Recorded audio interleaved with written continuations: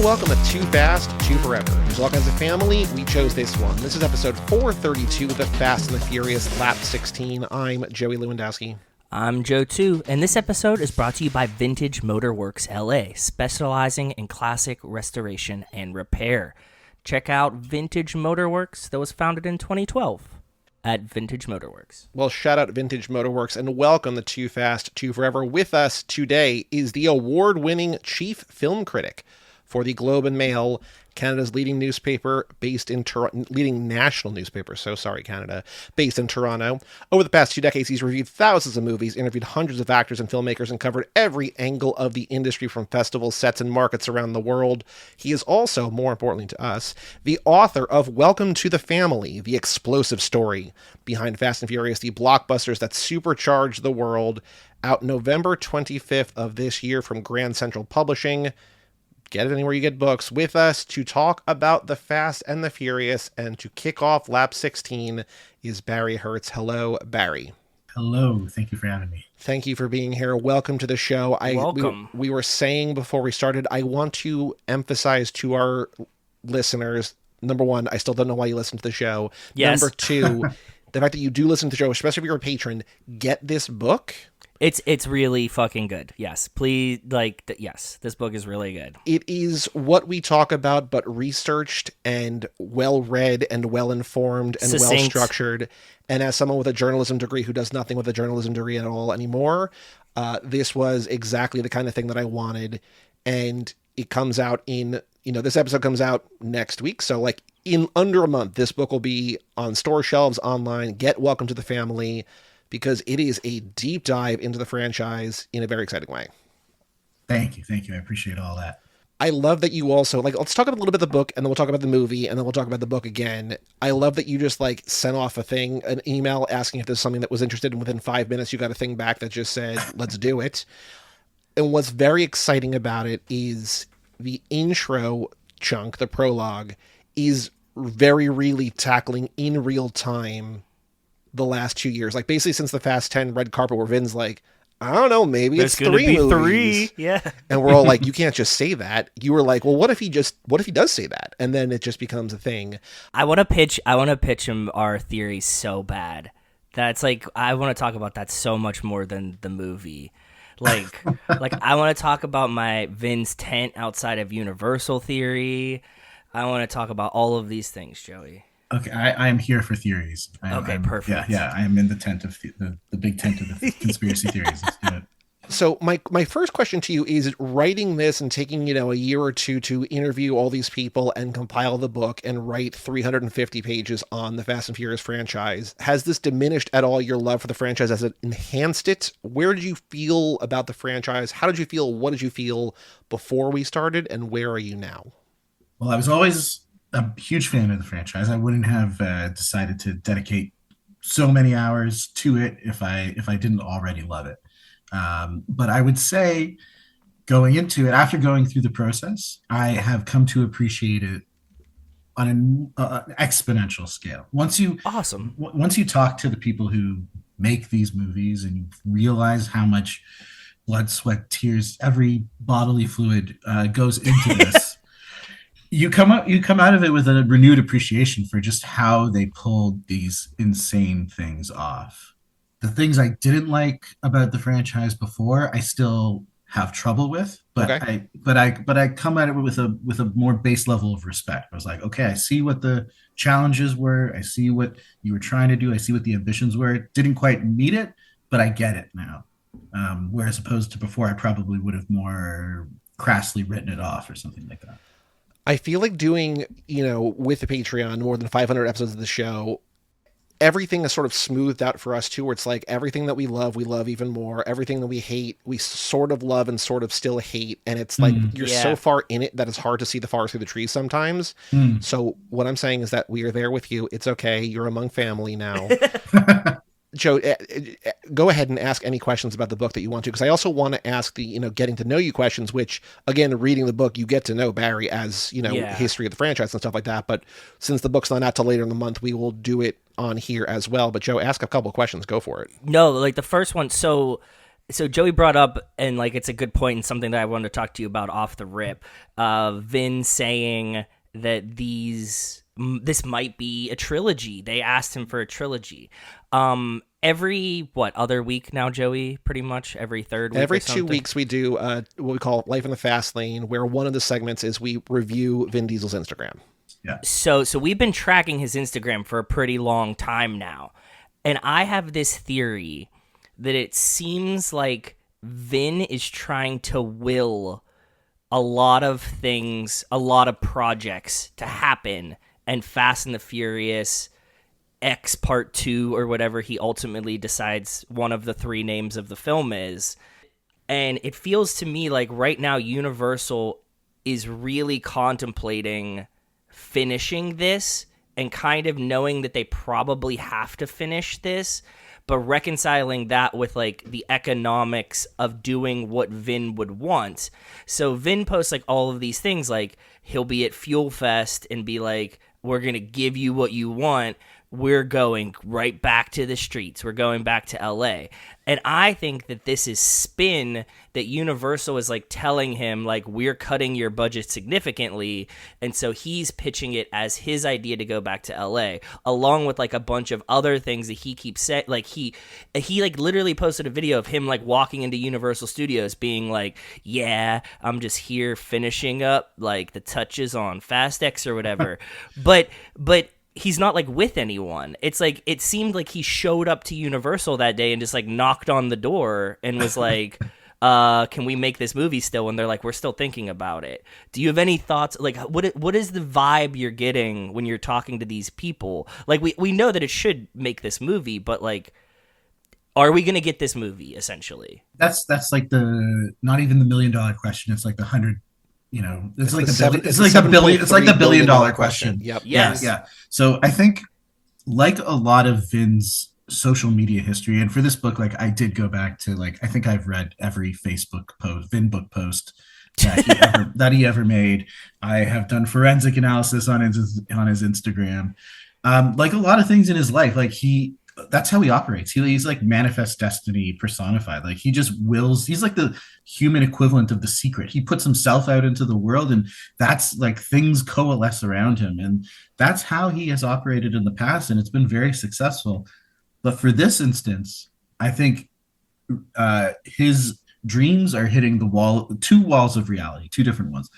There's the economic scale, which you talked about there, and which, Universal, like boss of the bosses, Donald Langley, has been on the record as saying like, we need to bring this back down to earth a bit. Yeah, exactly. Which is like translation, you got to cut the budget by exactly. That's what we read too. Yeah, tens of millions, if not $100 million. Those videos that he's posted, he's posted like concept art of like the cars, car driving through the ice, some kind of forest covered in ice. He did manage to get inside a little bit, because I think earlier this year he posted this, as opposed to Vin's usual videos, which are handheld, very choppy, obviously like Vin's hand operating the camera. There was a very slickly edited clip that was posted around Valentine's Day earlier this year, right around the Super Bowl, I think, of him on the lot. And he's there with all the kind of studio creative work. Chris Morgan is there. Peter Kramer is there. People from Neil H. Maritz's outfit are there. Real people who make decisions on this kind of stuff. And they were talking like, we got to bring it to Los Angeles because we got to, help everybody affected by the wildfires. Save the wildfires. Yep, that's what we've been saying. Save from the wildfires. Yep. Exactly. So on the one hand, he definitely is in conversation with people there, and it is a going concern. And he did post himself a picture of him on the lot last week, and he was with Michael Moses in those photos, who is the chief marketing officer. Oh, is this the post where he said we saved it, right? Like we saved it. Yes, mm-hmm. Exactly. So we've not gotten there yet. We haven't covered it yet. Yeah. But we don't know when those photos were taken. No. But exactly. There's like a lot of play that happens here. There's a lot of play, and we see him. We've seen him posing with like Dennis McCarthy and his stable of picture cars, like on a road, on a racetrack, like doing something. What that is, we're not clear. It's definitely not exactly shooting.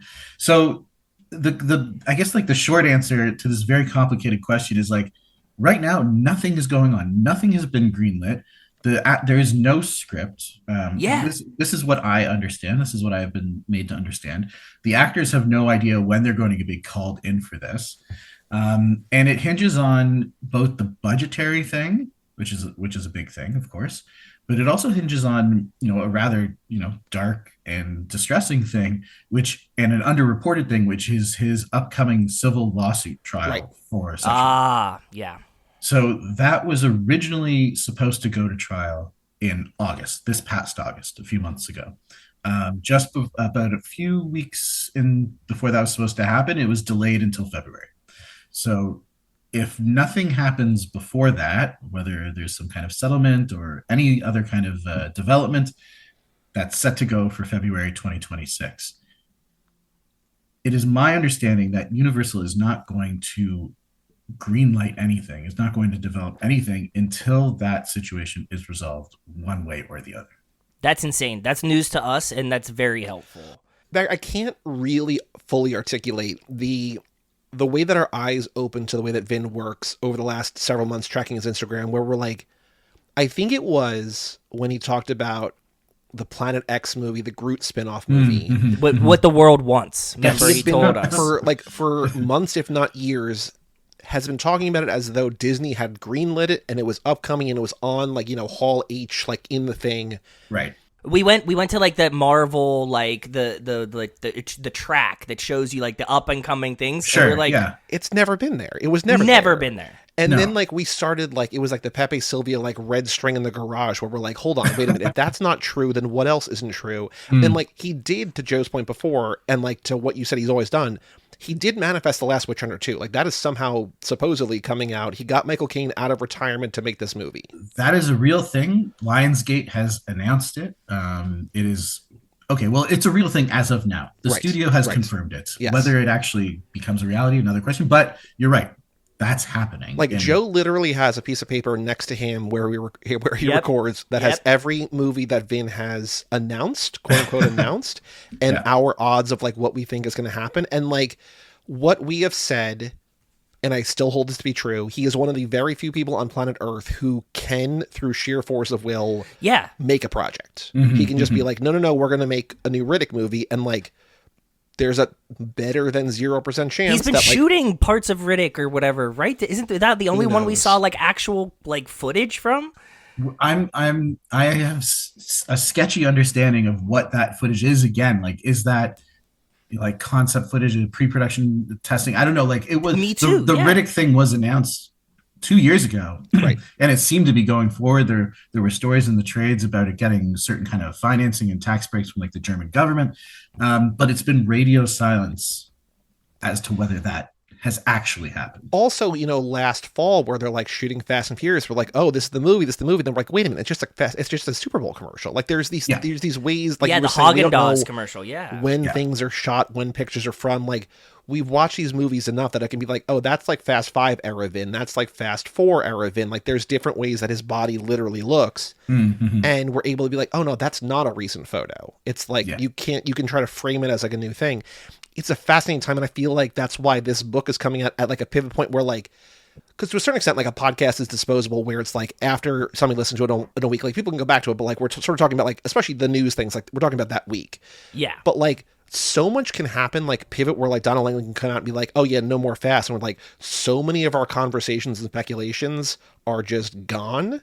Mhm. And I feel this book is coming out at an interesting time where it's this is marking a specific point in history where the future for this franchise, which again, to your thing, has made more money than every other Universal, all these crazy franchises. Yeah.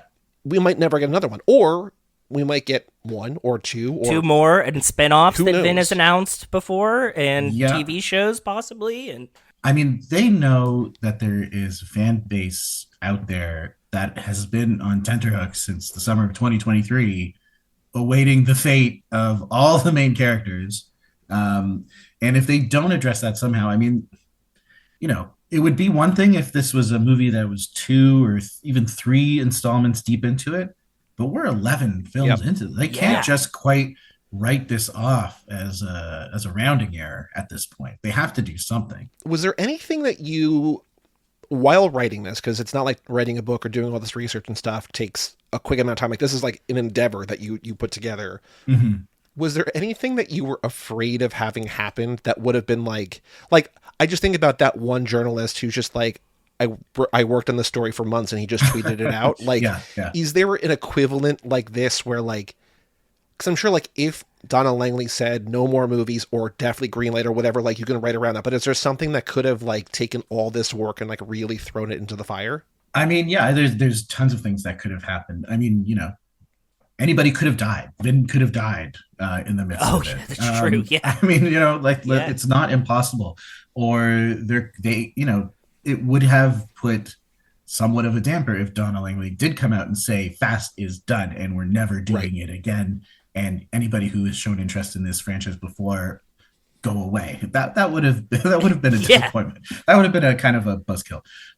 So yeah, there was all kinds of things, but always in the back of my mind was what is happening next and when is that going to be announced? Because when I started work on this book, it seemed like the future of Fast was not booming, but fairly secure, Hobbs and Shaw 2. They had the Hobbs and Shaw 2 thing. Exactly. Like that was enough of a confidence booster in me, even after like taking into consider Vin's bravado on the red carpet. That was like, something's going to happen, because they wouldn't have, it's one thing to let Vin go off the leash on the red carpet. It's another to have The Rock record a video and send it out on his socials. Mm-hmm. That's Rock real. video. Yeah. That like, it was like 10-minute video or whatever. Mm-hmm. Yeah, Exactly. That was insane. He does not just mess around with his announcements. When something comes from his mouth on those channels. Well, there's also been the interesting, like The Rock, who was bulletproof for most of his career over the last 3 or 4 years, has taken loss after loss. And like, there's a thing that he needs this more than they need each other in ways that like has not been true in a while. The longer this like interlude of who knows what the future will hold goes on is sort of good for you and good for us, because like it keeps your book as this like, we don't know where the future holds or whatever, and also we as a podcast can be like, what do you want to guess what's going to come next, because we don't know. And so like we want the next movie real bad, but if that's a definitive end, if that's the end, it's like, okay, it's a scary thing for us. That would be our like, if it was just like, okay, this is it, done, like you said, she cancels it, it happens, or it's just, this is the last movie, it's over. But I feel even if they came out and said it was the end, either we're done making it or this next one is going to be the definitive end, it's never the end. Right. Like if it does really well, it will not be the end. Exactly. I mean, that's just a franchise truth at this point. So my kind of best guess, and this is truly like a guess that has kind of informed by speculation among people who would know, but nothing really official, is that, okay, say the trial goes wrong for Vin. Yeah. And he is, is cast out and canceled, or whatever you would like to call that. The best guess on my end is Universal puts the brakes on it for a few years. Who knows what a few years is? 1, 2, 3, 4. You reset it with a next generation kind of thing. Right. Yep. We pitched little this B, his friends, 100%. And you take an older member. You probably take like Han, make him the guru who's training these guys or whatever. And you do Karate Kid. Yeah, exactly. You do Karate Spy Kid Racers. Legends. You do Spy Racers. And you, in doing that, you address whatever the heck happened at the end of Fast X, in terms of the fates of everybody. And that's the way you do it. But I don't see another way to do it, because as I read in the book, like, you do not recast Dom Toretto. Well, yeah, you said like in the time of the franchise, we've had 5 or 6 Jokers, we've had like 3 Spider-Man, but there's only been one of all these people, which is, like you said before, like if Vin Diesel died, like I think so often about like all these franchises, like TV shows and movies or whatever, like The Simpsons has been on for 37 years, like Dan Castellaneta is still alive. Like there's enough now and like AI technology or whatever, like they could if they wanted to, but it's just like none of that cast is like the people, like, forgetting her name, but like the one who plays Edna Krabappel, like there have been characters who have died, or actors who have died. Yeah. For the most part, like the core of that show, I'm just like, so many things like we take for granted in a way that just like, this is just like who they are forever. And it gets crazy, But yeah, the fact that they have not recast in a franchise that's this long. The only thing that kind of rivals it in length, without completely having rebooted itself, is James Bond, right? Yep. But we have a dozen James Bonds, and it's just not the same thing. Right. On the note of like the recasting and stuff, I had an interesting thought that you bring up in the book.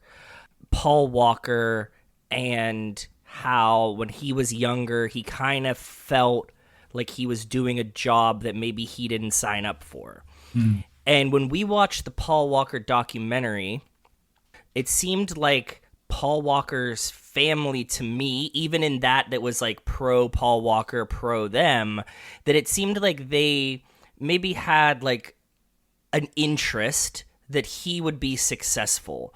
And to hear you allude to that too, or say that, was interesting to me, because I keep thinking back to them saying that they want to bring Paul Walker back, the stinger at the end of 8 or whatever, right? And then Right. 9, them yeah. 9. Them talking about like they want to use Cody to close it out in this one.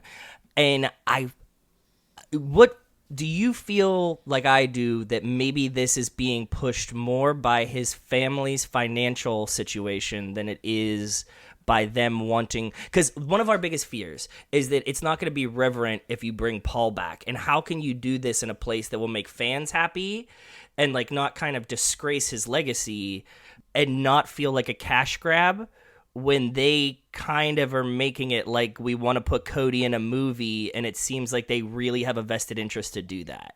I can't think of anybody really in the Fast fandom who wants this, like who wants a full, Me neither.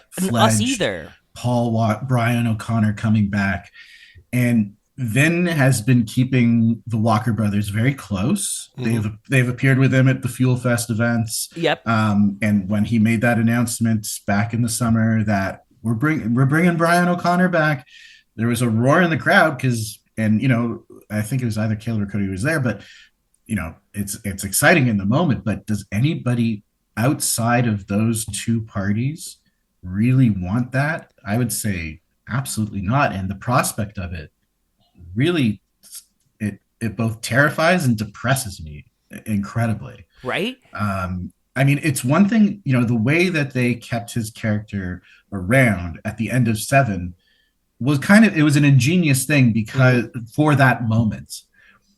But then they've had to keep up the facade of it through 8, 9, 10. Yes. And it's become increasingly icky. And, you know, I think that Justin Lin did a pretty good job of it at the end of 9 with the car pulling up and we not having to see anything. That was perfect. Yeah, that was good. And that was a good place to leave it. But it's always been my pet theory, and now basically confirmed by Diesel himself, that they were really just biding their time until technology could keep up with them and deliver this like full-fledged digital Paul Walker, which, yeah, I mean, you're not going to have Caleb or Cody. Like, I don't think the plan would be for them to like come on with no, like just them and they would be the new Paul. It would be some sort of manipulative CGI thing. mapping. Yeah. But nobody wants that, certainly. And to your point of the family part, yes, I mean, it's very clear in that documentary, I Am Paul Walker, that they are edging up against saying like he was kind of pushed into this whole child actor thing. Yeah. There are some very uncomfortable moments, and it is very clear from the many interviews that Paul had given in his life that was not the life he wanted. He felt pressure to provide, and he was much more interested in doing non-movie star things. And eventually, he kind of, I don't know if like capitulated or what, but he felt a responsibility. He did have fun, and he did keep doing it. But yeah, the tensions there are very real. Yeah, I'm glad you brought that up, because it's something that I think a lot of people like overlook talking about this, and you having all of the same clues.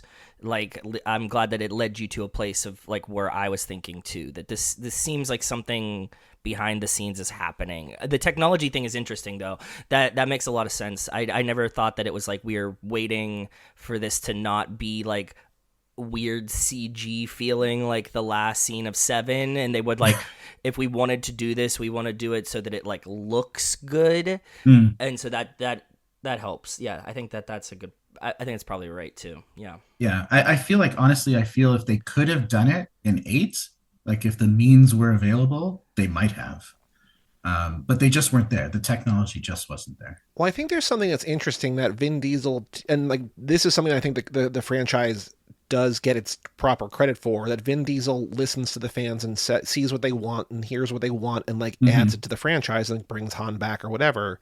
But to your point from earlier, like, we're not sure who wants this, right? Because we've never heard it. We've never heard anyone tell us as fans that like we're like, oh man, we can't wait till they bring Paul Walker back. Like what we have talked about as what we would want really in like if the next movie is the finale, we would love like in Endgame where they are battling Thanos and like everyone is on screen, like have Suki pull up in a car and like have Brian pull up in a car, like just like have him. Like I wouldn't mind having like a version of like one Walker brother, whatever, as Brian, but not like a movie built around him where he's like second main character or something. Yeah. No, exactly. And I mean, to that point, they, I mean, this is a franchise that has tried to do, or really kind of originated that end game ethos of like bringing everybody together and uniting everything. I mean, we see it first really play out in 5, but the original ending of 10, or maybe not the ending, but original part of 10 in one of the many permutations of the script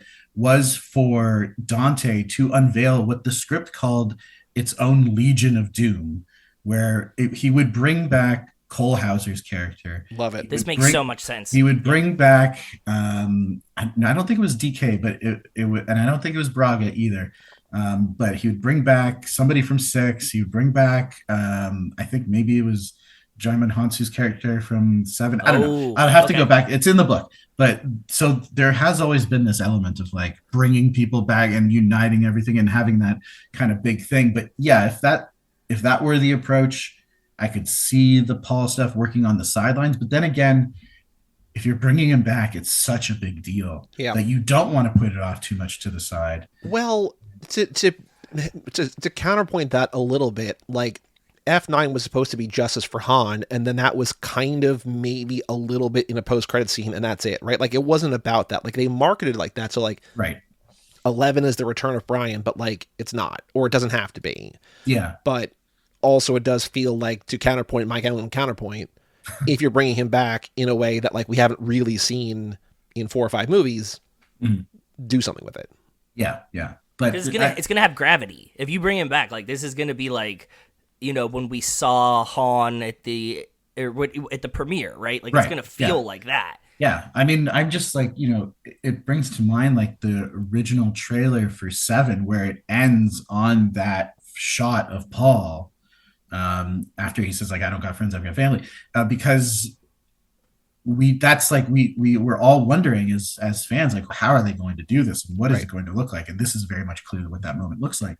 So yeah, but really just rewinding it, I have not seen any sentiment out there that this is something people really want. Right. What do you want for? You might also write about this in the book. We not get to the end of the book. I also don't want to spoil the book because people should read it because it's genuinely so really good. But like, what is your dream version of the next? Is it 1 movie? Is it 2 movies? Like, what do you? And then we'll talk about where it all began in 2001, and also get your history of the franchise. But like, how do you want to see this franchise, at least this version of the franchise, this incarnation of the franchise, end? And that's a great question. And I've been thinking about it a lot, going through all of this, but I do agree it needs to size itself down. It needs to go back to the more practical action. I mean, the VFX digital stuff was out of control in 10. And really, I just want a really simple, not necessarily hugely geographically diverse story of cops and robbers, basically good guys and bad guys. I want Dom and Hobbs to reunite, take down Dante, put in a side villain if something there, get Mr. Nobody back into the action proper, have them go through a wild adventure, and get back and end things at the house in Echo Park, and talk kind of like gently slide it over to the next gen. I'm not too demanding. I don't think those are too huge. No, I demands. think that that's a really, really clean way that is fair, and it makes sense to me. We're imagining so much of this was leading up to an endgame situation, but in reality, I think that your pitched ending here seems a lot more succinct, much like the book. Like, I agree. Like, I don't want it to be like a, a hard scrabble, like $50 million indie movie or anything. Like, let's go nuts with some of these scenes for sure. But let's keep it to the streets of LA. I totally endorse that plan. We can leave, Russia or wherever that Arctic prison that Letty and Cypher are in. Yeah. And let's just bring it back. Let's do it right. Let's get let's get it done. I mean, I do think there is creativity in the forced pressure to be cheap. Like the police house in the first movie is such a cooler scene, a cooler set than anything that we've had in the last handful of movies. Like I just keep thinking about that one scene where Alan Ritchson is talking to Brie Larson in that, like, in what basically the volume TV screens. This is so boring. Like it's visually boring. It's like narratively boring. It's just catching people up. And I'm just like, find a cool ass house and just shoot in there. Like it just feels like it's cheaper because it already exists, right? Like you don't need CGI.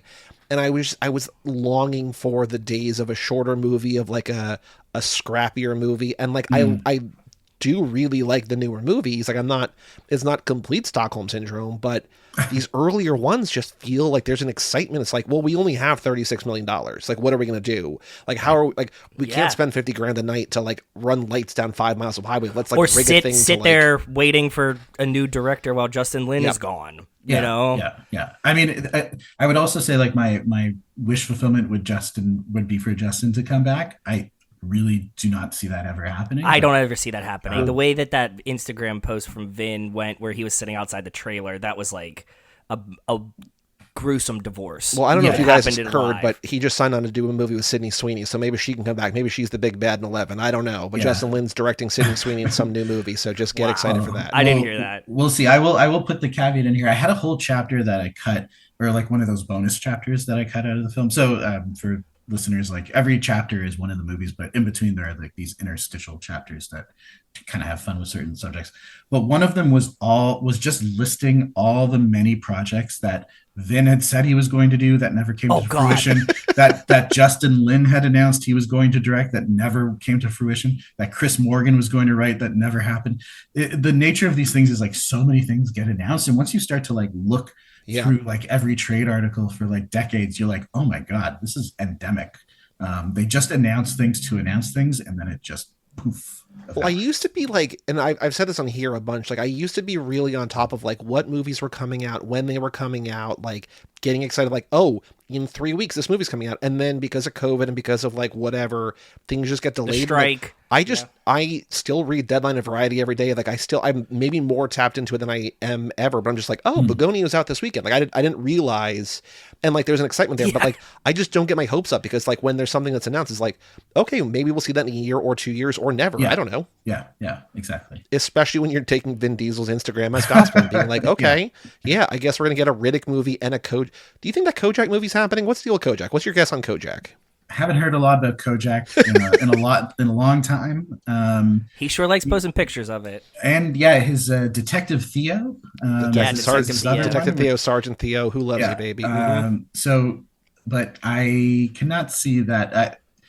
Let's be honest. Is there an appetite for a new Kojak? I don't know. But beyond the inner circle of Vin, I don't know. He seems like he's really amped for that one, though. That's he's been pushing hard on Kojak. He's been pushing hard, almost as hard as Last Witch Hunter. But I don't see it happening. I could very well eat my words in 1 or 2 or 10 years. But whatever movie he makes next, we will watch and talk about on the show. Like it isn't like we're not picky. Like we'll just watch whatever. It's just like, there's a certain point, like even though we talk about how he can manifest things, it's like maybe just pick one thing to manifest. I don't know. Yeah, because he got like seven. He got 7 things like that he's trying to. It's a real scattershot approach. It is still impressive. Like he is one of the few actors who is around today who can boast about, having like 4 semi-active franchises of a going concern. One of which is like a huge juggernaut. The others are not too bad on their own right. Which honestly, an actor that I love, and I've watched all of his movies for another podcast, like Tom Cruise would kill to have a second franchise. Like he has tried desperately over the last 10 or 15 years to find anything to stick. And it's like The Mummy, The Dark Universe, like, nope, that's not going to happen. And then like he gets removed from Jack Reacher, and like he keeps trying to have like something that isn't Mission Impossible, in addition to Mission Impossible. Yeah. And it's not working. And then here's Vin Diesel, different tiers in all sorts of different things, but it's just like, no, like he's actually doing the thing. Yeah, exactly. Yeah. So wild. Kudos to him, but let's see what reality has in store. Yes. Okay. So I know that you wrote about this in your book, but please hit us with your history of the Fast and Furious. When was the first time you saw the first one? What was it like? Have you seen them all in theaters? People who have not read your book yet, and again, I stress, listeners, please buy the book. It is so good.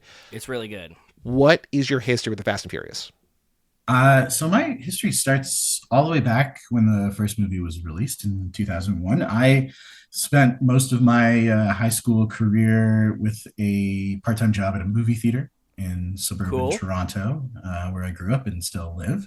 And I remember very vividly sweeping up popcorn during the summer of 2001 and watching that first movie in bits and pieces, over the summer. Cumulatively, I probably saw it that summer, 20, 25 times. And I did actually sit down and watch the whole thing front to back. I think it was that opening weekend too. But I just had a real love of action movies. I like fast cars. I'm not a good driver. I don't know how to drive stick. So it's okay. But I like watching other people do it.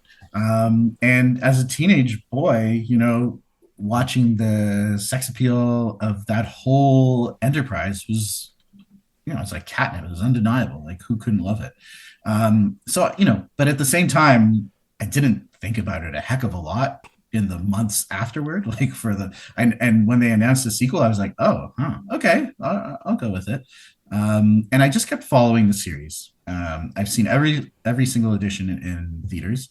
I have all the Blu-ray DVDs, of course. And there was definitely I was always like into it, but I wasn't like thinking about it. It was kind of in and out. And that all changed with number 5, which is, I think is, a big touchstone for a lot of fans. And I remember very specifically that movie came out either the weekend before or the week of the new X-Men, that when they rebooted the X-Men with First Class, Michael Fassbender and James McAvoy, which is a great movie. Which is a good movie. And I went to go see that with my girlfriend at the time, and that we went to see X-Men. That was the point of the trip. And then we were there in the theater and we were like, okay, well, we kind of have the rest of the afternoon to kill. What else is playing? And Fast 5 was playing. So we went to that right a couple of little theaters down. And I was immediately like, okay, this is the movie I came for. This is like, oh my God, what did they do to this thing? They just you could tell they just supersized it. They just injected it with human growth hormone in the form of The Rock. And I just fell in love with it. And that made me go back and start to revisit it and really just hang on to any new fast development that was coming down the pipe. So by the time they were the Super Bowl ad for, I think 6 was like an event unto itself. I remember I was at a Super Bowl party and I was basically crowding shushing everybody around. I was like, shut up, they're going to play the Fast 6 ad. And I just always loved it. So, and I love it both genuinely and ironically. I think the filmmakers love it. They recognize the absurdity of it. And that's what the fans, all of us. Yeah, you have to have, you're not too serious about it, right? You can't that's be. the point. Yeah, exactly. So flash forward, and I go to journalism school and I work at newspapers and I become a movie critic myself. What was the first movie you were paid to review? Do you remember? Oh, yeah, I do remember. I'm pretty sure it was one of the Garfield movies. Cool. Oh God, that's awesome. Nice. What with Bill Murray as the voice? Yeah. Because at that time I was at journalism school in Toronto, and I had made a connection with one of the editors at one of Toronto's alt weeklies, which back then we had 3 of them. It was like a crazy time. Boom time for journalism. Yeah. And he was like, "Oh, I saw some of your movie reviews that you wrote for like the student paper. I was like the entertainment editor for Mhm. my campus paper." Which He's like, I "Do you always, want?" as a sports writer in college, I was always jealous of like, wait, you guys are getting reimbursed to go see movies and like go see concerts and like write about Oh them. yeah, yeah. It feels like such a scam as I was like going to watch like uh Division 3 baseball. Like it's just like, no, thank you. But go on. Yeah, yeah. No, I mean, well, so much of my life has been revolving around how can I see a movie for free? I mean, that's why I Yeah. started working in a theater as a kid because Hmm. that's what I wanted to do. So he's like, okay, I see you're writing movies. Maybe you want to be like a freelancer for us. And I was like, the third or fourth stringer, and they would send me to the children's movies that nobody wanted Sure. to see. So that was how I got into it. And then I did a lot of hopscotching from like newspaper to newspaper, magazine to magazine in Toronto. And eventually I got to where I am today, which is the Globe and Mail. And I've been there for about 10 and a half years. Very cool. So it's I'm very happy, feel very lucky, very privileged in that regard to still be able to see movies for free and then actually get paid to write about them. Super cool. Do you claim like TIFF as your home base? Like, do you show like, welcome to my town, let me show you around? Yeah, yeah. I mean, I have a lot of friends in LA or New York film circles who come here, and I'm like, yeah, I'll show you, I'll tell you which Thai restaurant to go to and which Thai restaurant to avoid. I love Toronto. Toronto's a great place. Yeah. Yeah, well, Toronto's great. I'm very lucky. Like, it's a big city, it's a busy city, it's a movie city, not just because of TIFF, but yes, also because of TIFF. And every September, like, TIFF is my Christmas, Hanukkah wrapped into one. Like, for those 10 days, that's my zone. And we were also recording only about 12 hours after Game 3 just ended the 18-inning, 6.5-hour epic. So I don't know if you watched any role of that, but it was not too long ago. Yeah, no, I didn't. I was a little kinder to myself. I didn't stay up. Once it got past 1 o'clock, I was like, okay, gotta call this one. But yeah, so to kind of condense everything, I've written a lot of reviews of the films for all the papers I've worked at. I mean, when Paul died, that was a huge moment for me personally and for me as a journalist. I remember covering that like the night it happened, just like writing kind of like a quick little tribute appreciation post. And it all kind of, grew and metastasized. And then eventually 2 years ago, like the fall of 2023, I guess not too long after Fast X, I was like, you know what? Nobody's ever written a book about these movies. And they are not only like, do I love them, but, off screen, there's enough twists and drama to so fill, much. A mini series of its own. So I started work on this proposal, and that's kind of how it started. Love it. Very cool. So the most important question we're going to ask you all episode long. Do you know your rankings of your favorites of the Fast and Furious films?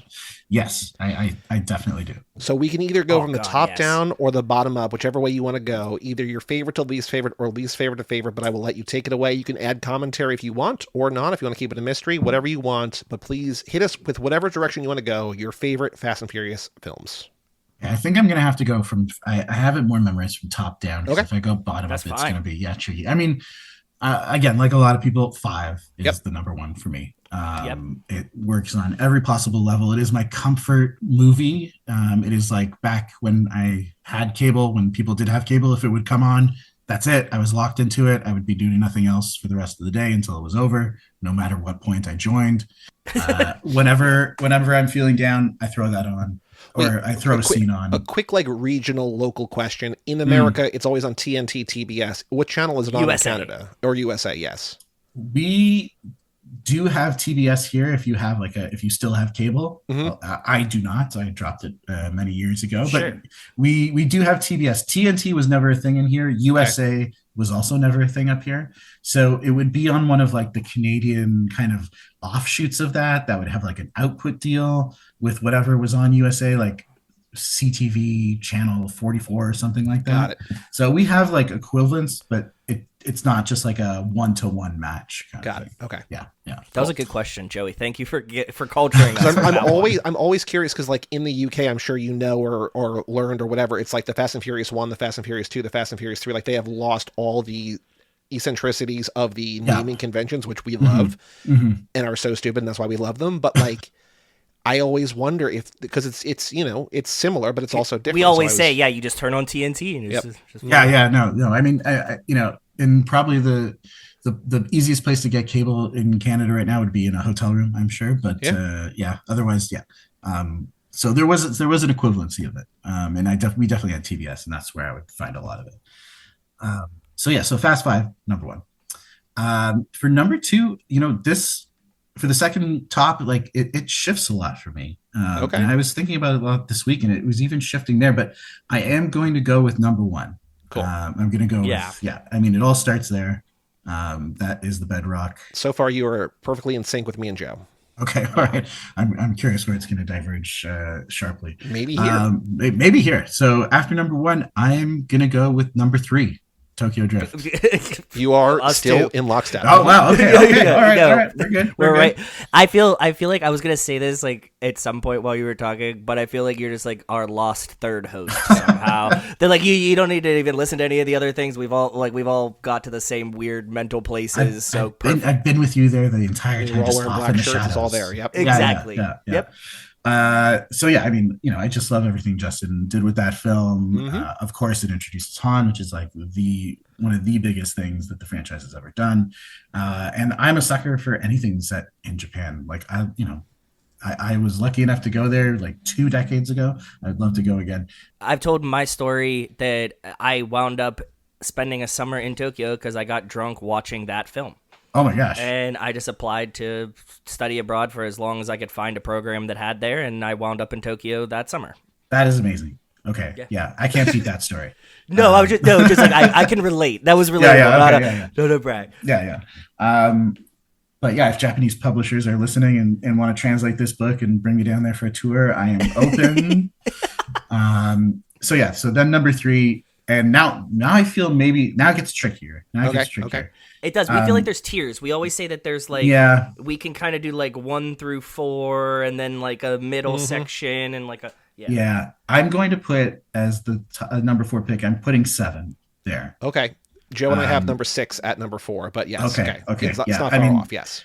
Just because of the incredibly unique circumstances of that and how they pulled it off, and the fact that it's probably like one of the most. It's not only the most unique and weird Fast movie. It's one of the weirdest movies ever made. Yeah. It's like a funeral, like on film. It's so weird. Completely without that funeral aspect. Like I feel like it is the only movie out of the mainstream Hollywood system that is so dependent on this never said dialogue with the fans. Like it only works because everybody who's watching this movie knows what happened off the screen. Yes. And knows that they're doing this because of that.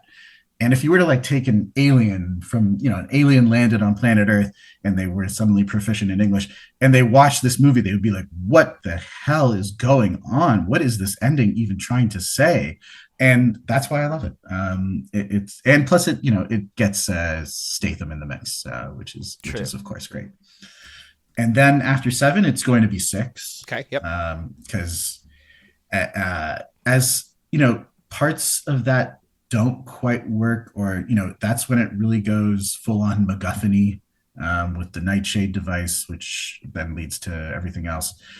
It's fun. It's London. They're going crazy. They got the runway. I mean, the runway. World's longest runway. World's longest runway. That's what it's all about. And yeah, like I still have trouble with the sending Brian back to LA to deal with Braga kind of thing. The issue we have is when he comes back and he goes, Dom, let me tell you what I learned. He goes, no, that's for you. It's like, well, why'd you go? Of all the places to cut time in the movie, I know. What a wild point. Yeah. But there's some really great stuff in there. I have come around to the Owen Shaw character, who I thought was a little weak on initial viewing, but I've come around to that, and his band of like Fast and Furious doppelgangers, which is a lot of fun. So yeah, and it also has that amazing. The fights in there are amazing. Yeah, the subway scene with Gina and Michelle, the 3-way melee with Han and Joe Tesla, like really fantastic stuff in there. So that's number 6. After that, I'm going to probably go 9. Okay. I'm wrapped up in the whole homecoming element of it for Justin and for Sung. Mm-hmm. I like the space stuff, and I don't hate it. We can have a lot of conversation. I feel we can have like a whole mini 5-episode run just about the space stuff. But I have come around to it, and I will say I've come around to it more after writing this and talking to people about the motivations for it and kind of the context for it. So I'm there. And I also dig the kind of meta-contextual Tyrese stuff of like, how are we still alive? How do we keep getting through this? And John Cena's fun. John Cena's good. Yep. So that's number 9. Then I'm probably going 10. Okay. I'm probably going 10. Yeah, because I know there's a lot of mess in there. It's a lot. Jason Momoa brings it home. He's like a jolt of electricity in there. I feel, and there's a lot of fun stuff in there. We talk about getting smaller. Is there a way that we can have the next one without Momoa coming back after that performance? I don't know. I don't think so. I mean, well, we have to keep fighting Momoa, right? Yeah, and he nailed it so well that you're like, yeah. I mean, maybe, and this was kind of like the scuttlebutt earlier when they were talking about everything about following things up, was like he would not be the main bad guy. He would be the entry point to a different, bigger bad guy. Well, for years, as I'm sure you were too, we were waiting for Hobbs and Shaw to cross over, Etion to blend into the main franchise, and that never happened. And so literally, and who's the head of Etion? We were chasing the head of Etion, right? Yeah, I have a new theory now, guys. I don't know if you are ready for this, but what if Johnny Tran's sister, who Dom slept with, she's the one who's running Etion, and it's all a vengeance ploy? Who's it? Michelle, the one Michelle Yeoh? No, that would be good too, but she's a little too old. I was thinking they're all 50 now, but yeah. I know. I was thinking, oh shit, from the 3 Ninjas with Drew Barrymore. What is that?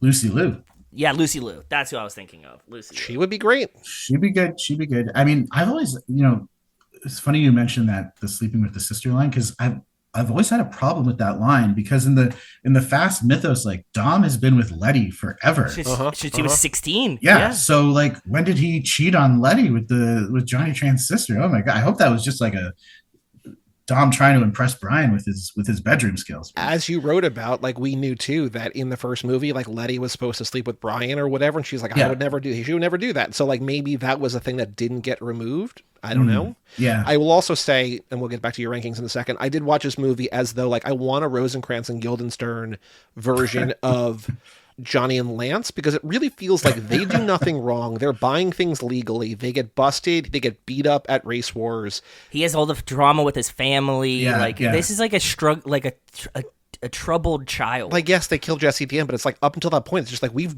literally done nothing wrong. Why do you keep picking on us? Well, they do douse that guy with the motor oil in the garage. They're some light torture. But angsty teens. It happens. Yeah, boys will be boys. Okay, so you have Fast 10 at number 7. 10, yeah. So you still have unranked 2, 4, 8, and if you're going to rank it, Hobbs and Shaw. Yeah, I think Hobbs and Shaw would. I don't know if I'm going to touch Hobbs and Shaw in this official ranking, because but I don't know. We'll see how I decide to be. I think next is 4. Okay. I mean, like a lot of people, not everybody, but I find it a real dark and dour and grim affair. It's like a revenge story without a lot of light or color in it. It's not very funny. There's not great action sequences other than the land train heist that opens the thing, which is amazing. Yeah. And it's too dependent on just Dom and Brian. Yeah. Obviously, Letty is very much sidelined from the beginning. Jordana's character, just gets to sit there and pout. She doesn't get to do anything fun. In the first one, she at least got to drive a little bit. Yeah. And it was regressive in a way, because and Paul has talked about this, is at the end of one, he'd like broken free. Like he had decided whose side he was on. That tension between the law and the lawbreakers was done with. So for him to go back and be an FBI agent of all things, It's weird. It's weird. It's weird. And yeah, it's just not paced well. It's probably the toughest one to sit through, in terms of like pure. It's grown on enjoyment. us. It has. Yeah. We didn't like. It was one that I feel exactly as you feel still, but like as we've gone deeper into this project, it's one that we're like, you know what, there's merit to it. The good of it shines through eventually for us, I think, a little bit. But I will say that the three that you have ranked the lowest, Hobbs and Shaw aside, in 2, 4, and 8, are like consensus the three least favorites of any of them. Like those are three that, like, the newer ones we don't have enough data to really prove. I think people like those a little bit less too. Like, I like the newer ones less because I want to see where they go. But like when we started and there were the 8 core movies, like 2, 4, and 8 were always like sizably like the bottom 3. So that's where most people fall. Yeah, I'm gonna put 2 next, because there is some stuff to like. I like what John Singleton was kind of trying to do, which was turn it into his like a completely different thing from one, like this like spaghetti western crossed with like an anime kind of thing.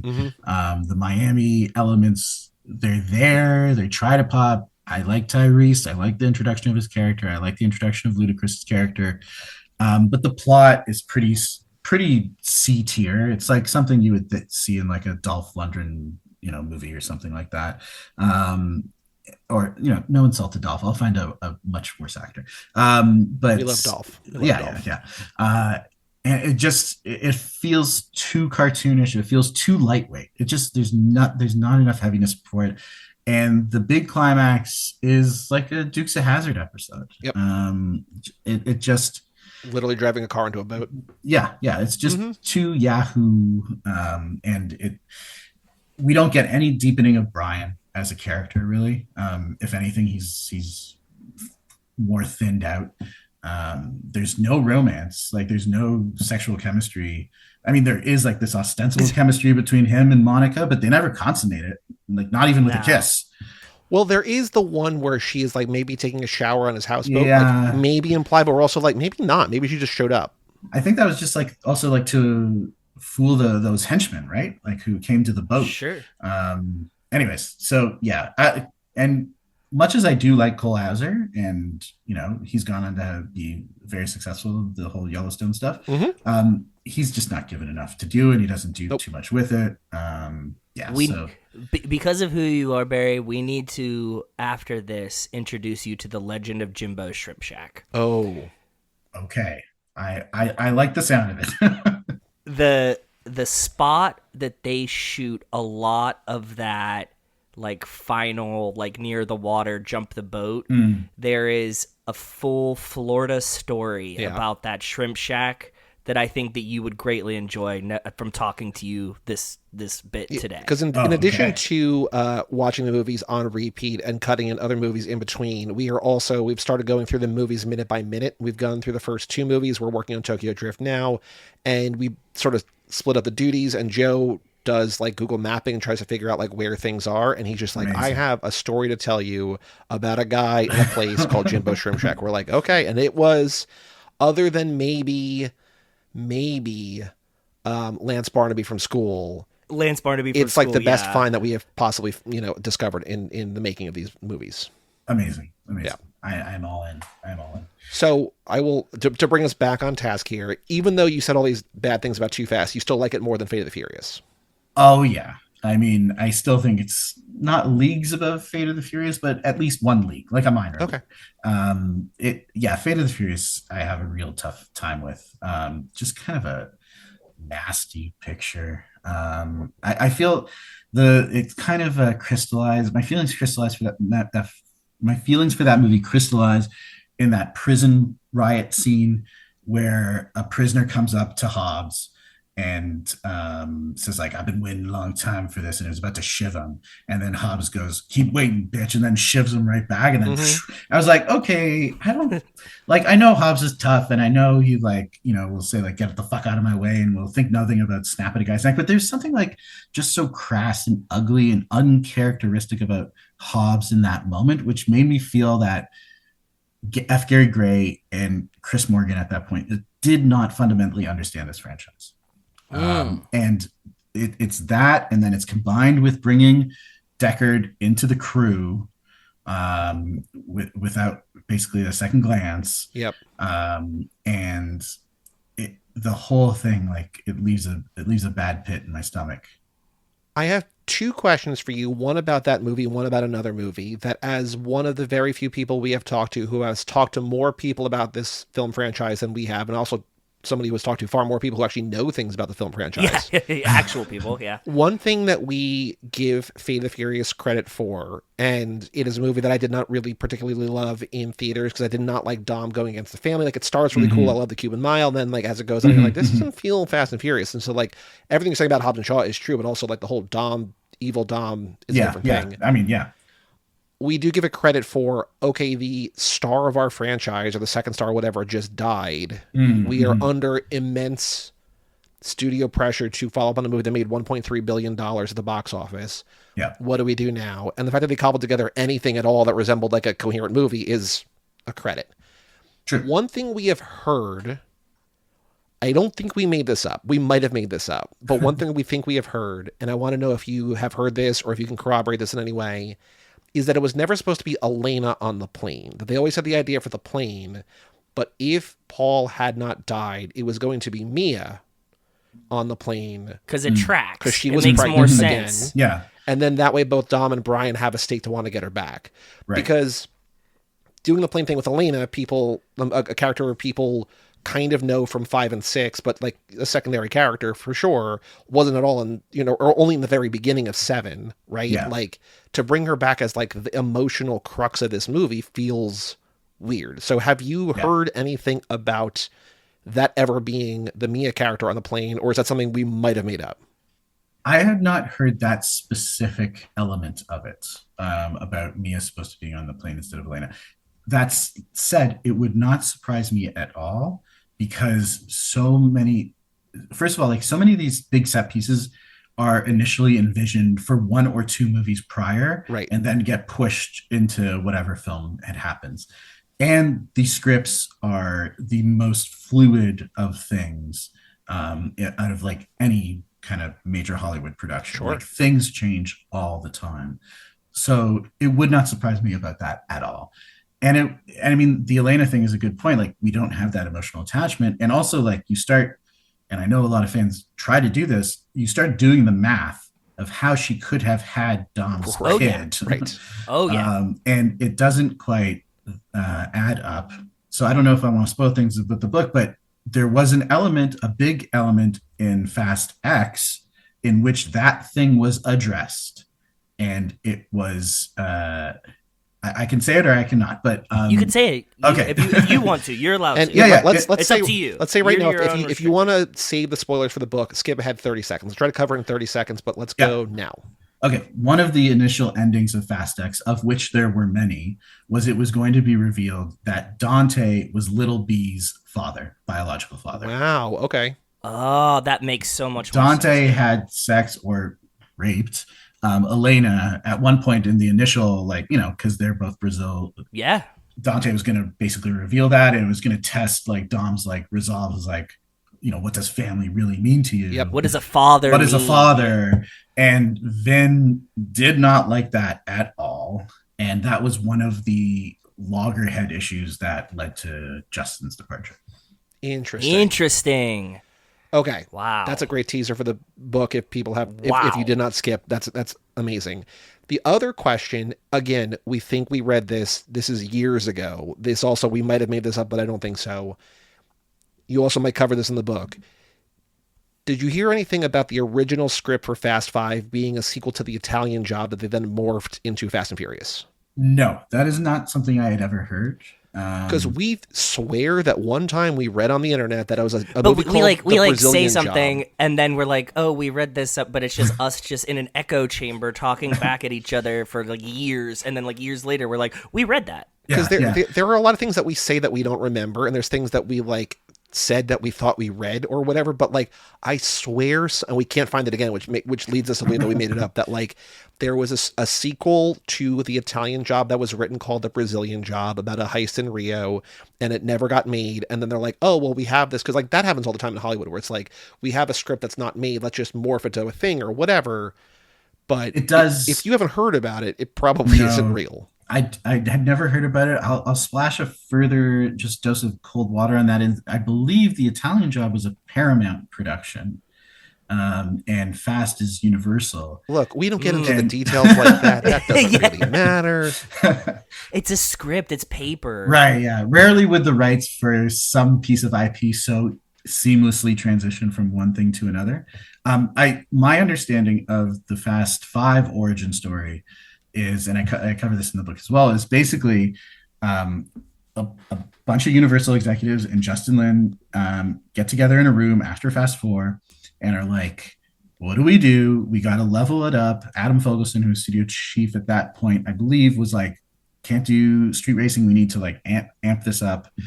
And then one executive in the room basically said, as kind of a lark, and I know who this is, but I don't put it in the book because I don't want to risk their identity, but says, we've seen the cars be fast, but can they be furious? And then that more, or have we seen them be furious? And that kind of morphs into this conversation, like, how can you show a car being furious? And then somebody says, well, what if it's like pulling something with its strength? And then somebody else says, like what, like a vault of money? And there you go. I do like that. I love it. To the point you made earlier about all these set pieces being envisioned and like delayed a movie or two. Like it feels like in that meeting, they're also like, all right, at one point Dom's going to say, this time it's not just about being fast. And they forgot about that. And then that wound up in Furious 7 for when there's the mountain scene. Yeah, exactly. And I mean, like, you guys probably know this is like the runway scene was originally supposed to be the ending of 5. Yes. They had split the set pieces. Yeah, they had previs that whole thing up. It was going, and then they're like, well, it's just too much, which was the right call, I feel, in the end. Yeah, because 6 always feels like it's like 2 giant set pieces. Yeah. And 6 was also supposed to be 2 movies. Like, it was originally. That's why. Yeah. So that it was originally supposed to be, I think, they were going to call it, I think, The Fast and then The Furious. Which is cool. I like that. Which is cool. Yeah, it's good. Okay, 2 more questions for you that we have asked dozens of people, don't have an answer. You might have a definitive answer, in which case it would end these questions. The last 2 we don't usually ask people. These 2 we ask everybody because we're fascinated by. In the first movie, I would love to know your answer, but also if you have ever talked about either of these with anybody else, because as far as we can tell, these are things that we have cornered the market on. In the first movie, when they are in the kitchen, Brian and Mia are doing dishes. They're watching Rob Cohen's Dragon in the living room, which we have now seen Dragon. I feel like we're part of the family, Joe. Yeah. Yeah, we are. Vince comes in drunk and starts berating Brian. And Mia says, hey, Vince, what's the name of that restaurant you want to take me to? You know, the one with the red candles, the wood tables, the picadillo, the food all over the place. He goes, cha, cha, cha. She goes, right, Brian, you could take me there. If we say to you, Barry, this conversation was so fun. This episode was so great. Your book is so great. Coming to Toronto. Next time you come down to New York, or when we come to Toronto, we want to take you out to dinner. There's a restaurant we know. It's got wood tables, red candles, picadillo. It's got food all over the place. What does that mean? What do you picture? What do you envision? Because I will also say, I did this time make a note of all the food we see in Cha Cha Cha. There is 1 pineapple on the wall, and 1 table in the restaurant has 1 plate of food, and that's the entire food in the restaurant.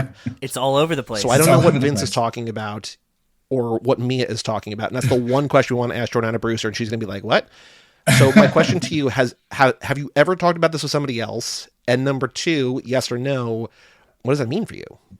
I will sadly say, number 1, no, I have not had this conversation with welcome, anybody else. welcome. So thank you for sparking this. It is our most important question that we'll ask you today. And like, I guess, literally, if we could talk to Jordana, we'd ask her one thing and then just walk away. Yeah. What is this? And she would not remember. She would definitely not remember. Or maybe she would. Who knows? She's like Yale educated, so she's smart cookie. But I think when I hear the words food all over the place, I either conjure a buffet of some sort or like some crazy TGI Fridays with like a crocodile with sunglasses on the wall or something like that. That's what I would. Okay. That's what I would conjure. Yeah. So very interesting point though, and it's going to make me want to go home right after this and rewatch that scene. We don't know if like it's a line that was written, if she messed she it flubbed up, a line, or whatever, yeah. or she just like freewheeling or whatever, you know.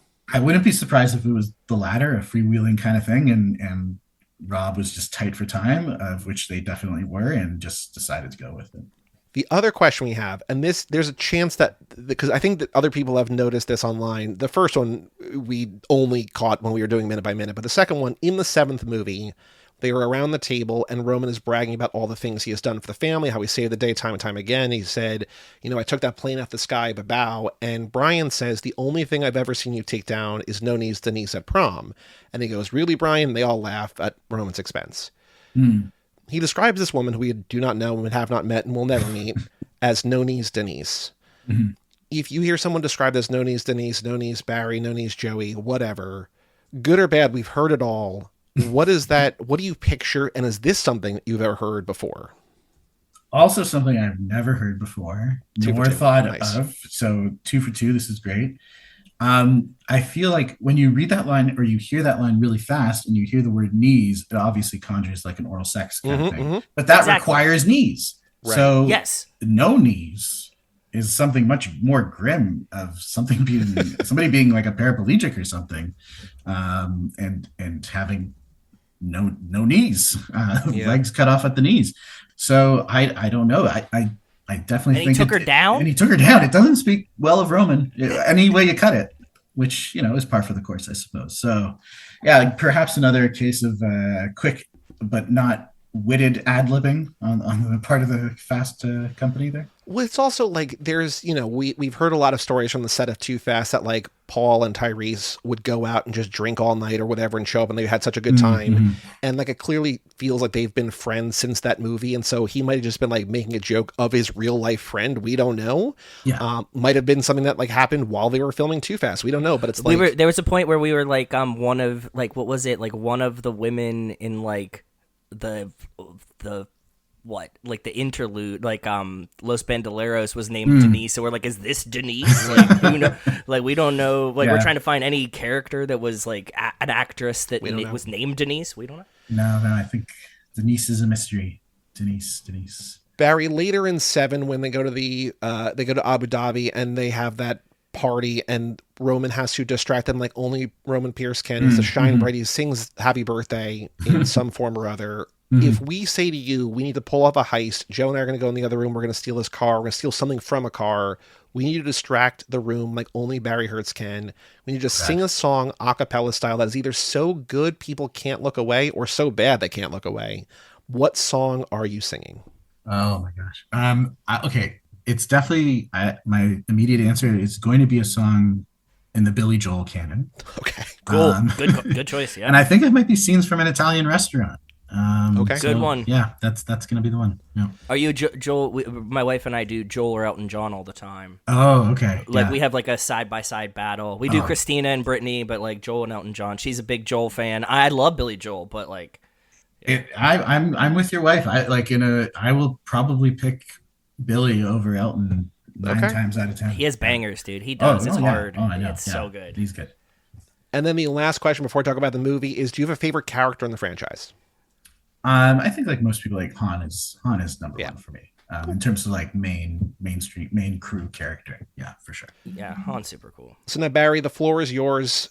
This is your second favorite Fast and Furious movie. What makes it your second favorite Fast and Furious movie? What do you love about it? I mean, obviously you wrote in the book a lot. You wrote 50 pages about this movie, the making of this movie. But what about this movie stands out as one of your favorite Fast and Furious films? I think this is a movie, and we were talking about this earlier, but just, rethinking and recontextualizing the movies as I was working on this book. My love for this movie deepened like tenfold as I was rewatching it and as I was thinking about it and I was talking to people who made it. Every movie in its own is like a miracle, right? Like a million different things have to happen to even make a bad movie a reality.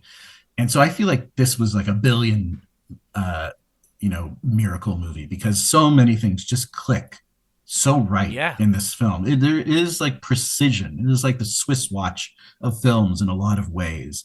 The chemistry between Vin Diesel and Paul Walker is just like off the charts immediately. Jordana Brewster, with not given hell of a lot to do, just like scorches. Like she's sizzling. I like even that scene where she's like sees Brian come in after saving Dom's butt, and they're and she starts fussing with her hair and making it like that is like one of like the sexiest things I've ever seen on film. Mm-hmm. Shirt toss at camera, amazing. Exactly.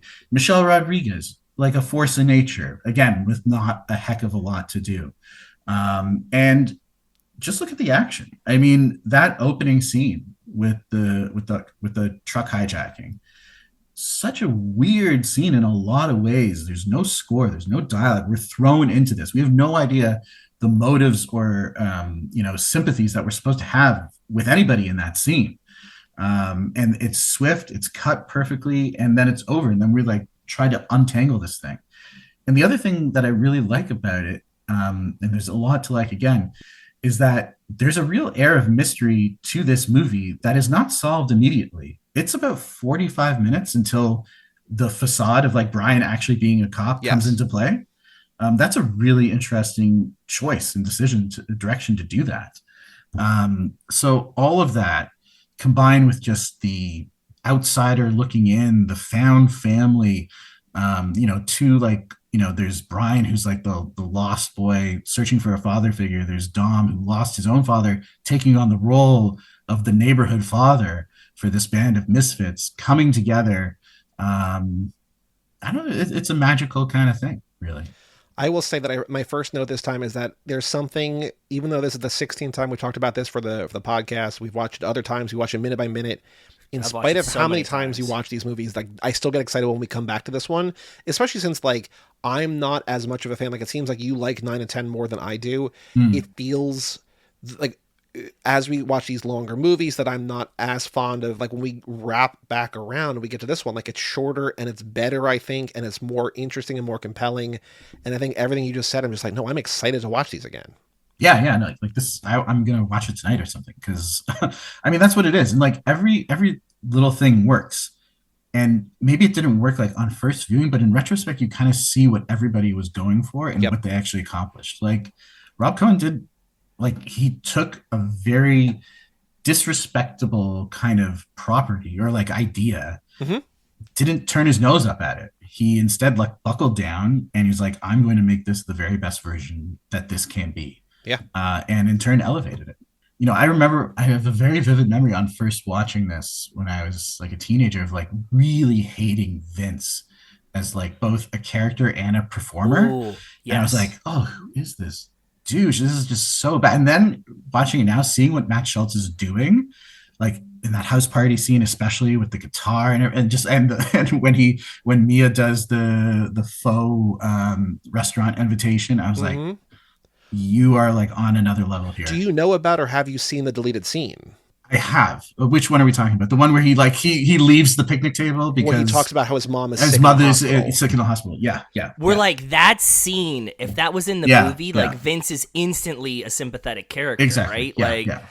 It's so weird. When we saw that for the first time, we were like, like just like you, like Vince always seems like a shitbag that like, is annoying, whatever. But like when you put into the context that like he has a sick mom, he's the only one right about Brian. Yes. Yeah. Right. Yeah. He's the only one that's like on it and looking out for the family to like keep his circle close. It's like, Vince definitely grows on you as well. And also like what you write about is that he was basically given no character and like he had to create this entire backstory, and like the fact that he made anything out of this like eighth banana or whatever, like the muscle-headed friend of the main character, like is great. Yeah, no, completely. And that's why I was so baffled, but then very quickly like astounded that they brought him back for 5. Yeah. Like of all the characters to bring back for that is quite a choice in quotation marks, but also like the perfect choice. Is there stuff about this movie that you don't like? Like normally we sort of wind down the interview, but I'm wondering like, is like Fast 5 is your favorite, it's our favorite, it's most people's favorite. Like it might just be that it's not as good as 5, but is there stuff about this movie that you don't like? Is there stuff about the low budgetness that like you think works against it, like low points of the first movie? I mean, there are some low points. I think the budgetary wise and what they're doing, no, that doesn't that never really bothered me. Like I like the street levelness of it, and it's very like the grit, the texture. Yeah, and there's no point during the film that I feel this looks cheap or this looks stupid or something like that. You could say maybe, for the fuel injection scene where it goes through, by today's standards, yeah, that looks like really chintzy. But at the time, it was blowing people's minds. It blew my mind. Well, in a similar way, I would love to have Danger to Manifold come up in 11. You know what I mean? Like that looks so dumb and cheesy now, but like I want Danger to Manifold in the next movie. Yeah, that's a great callback. We always say that like they don't do themselves justice with the callbacks that they. It feels like they've never seen these movies before. Yes, yeah. There's like things they know, and they just kind of. There's like giant alley oops that like we're just like The Rock will say something, you're like okay, like here we and they just don't. Nope. Yeah. I will say that probably the only thing that kind of, maybe this is like a sore spot or something, or it's going to be controversial. Lance, you had to name him Lance. It just, I don't know.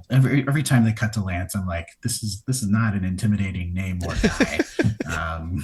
It's just not working for me. I love Jesse. Some of his behavior, especially toward the end, is just like so bozo. I was like, I know they need like this inciting incident to kick off this whole like battle with Johnny Tran, but it does feel, I made a note of it this time, that like of all the people in this movie to not judge a book by its cover, to be like, oh, it's a Honda 2000, like I'm gonna win this. It's like, well, hold on, like you're literally a candidate. Yeah. Like, you know that any car could be anything, right? Like why would you be like, oh yeah, like no, it's just like, well, okay. Those are the low points, pretty superficial in the grand scheme of things. Yeah, I think the Jesse one is more than superficial. I think that like I get what you're saying, that they need to set up a conflict, but like do it in a better way. Yeah, that's true. I mean, they had like, I'm sure we could spitball like a dozen ideas like in 2 minutes that would make more sense. Yes, narratively. So, but also like thinking back, there are so many like little moments that, again, like totally, go fly over the head, or I didn't notice that, go back on them. Like all the stuff with Ted Levine, that stuff really works. I love that character. And I'm so sad they have never decided to bring him back. And instead they brought back his decaf lattes. Yeah. And I think, and you guys can correct me if I'm wrong, but I think Ted Levine is the first character who utters the word family in the entire franchise. Like I think so. I don't even know if anybody else says the word family in the first one other than Ted Levine. Well, our like tagline for the podcast came from, or like, there's all kinds of family. We chose this one, like, is from that, for like he's saying to Brian, like, you got to choose like where you want to go. Like we take like, it's the family thing, but there's also, I don't know if you know, Kim Basine, who writes for Bloomberg, who is a friend of the show. Oh yeah, he did a thing called Stats of the Furious before 8 came out, and he counted the number of times it says family, and it counted like amount of time on scene, like on screen with shirtless, and like he quantified a lot of that. But like the number of families go like it's like a little bit, and then all of a sudden it like spikes up. And But yeah, like our tagline for our show is about family, but it's not a Dom thing. It's a Ted Levine. It's a Ted Levine thing. Yeah. I will say one more thing. Like there are so many quick moments like that where Rob Cohen is really telling this whole big story in like a flash of a second, like especially with the Johnny Tran arrest and and his father slapping him. Like that is a whole universe unto itself in that raid scene that I just love. It just expands that world so quickly and so economically. It's great. Do either of you think Dom ever got mad at Vince for shouting in public about how bad the food is at his cafe? He's like, no one likes the tuna here, asshole. It's like, guy, like, let's volume down a little bit. We're in public. We're trying to sell food. I specifically think no, because I think the entire Toretto's Cafe is just a front, right? And like they all know that.